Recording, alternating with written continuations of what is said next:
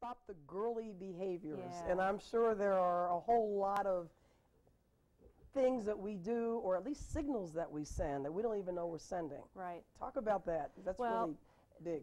This whole section in the book was actually when the comments started coming back from some of the men that were giving me ideas and feedback.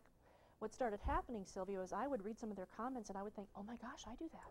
Oh my gosh, I do that. You have a chapter called that too. Yes, and oh my gosh, I didn't think I was girly.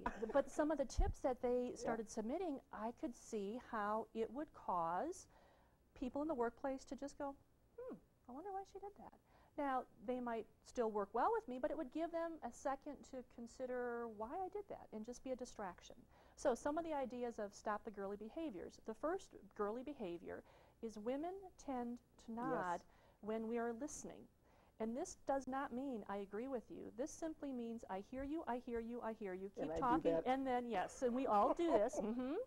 And this just means I hear you, and it doesn't mean I agree with you. Now, what happens quite often in the workplace is men will see us doing this, and they think, oh, she's agreeing, she's agreeing, she's agreeing. And then when I say, well, I disagree, they kind of go, what happened? And when I first had the book come out, a number of women said, well, it doesn't apply to me. I'm a senior executive. And what was ironic was shortly after the book came out, I was leading a strategic planning session. And one of the VPs of the organization, very professional, very polished woman, number 2 in command, sat in the strategic planning sessions and I disagree. And it was interesting and confusing. So that's one of the girly behaviors. The other girly behavior, I'll stay with the head for a minute, is women tend to do this when we listen. And you don't see many men doing this when we listen. Hold your head up straight. I call it a Forrest Gump. You know, watch the movie. Now you're going to mess me up for the rest of my TV career. Make you paranoid. But and I hate to be picky, but if you look at the footage of Katie Couric, when Katie Couric first started out, a lot of her interviews are like this. She holds her head up straight now. It's a little small, little cute. Another girly behavior. This is a big one. I know you'll appreciate this with what you do with your clients. Shaking hands. Oh my gosh, let's not even get Let's not do the fishy little handshake. Yes. The woman that I introduced you to at the beginning of this interview, in addition to being the mousy in the hair and the little voice, she gave me the Southern Belle limp little finger handshake. That speaks volumes to people because that is one of their very first impressions of you. I was working with a group of financial planners about 2 weeks ago, and I obviously introduced myself to all of them before we started, and there were 3 women in this particular group, and every one of them gave me that fishy little handshake. And I have to tell you, I commented on it. And I said, when you are talking with people about managing their retirement funds, and the first impression they have of you is this fishy little wishy-washy handshake. Now, will they decide not to work with you because of your handshake? No. But will it give them cause to go, oh, she's got a wimpy little handshake? Yes, it will. So control the handshake.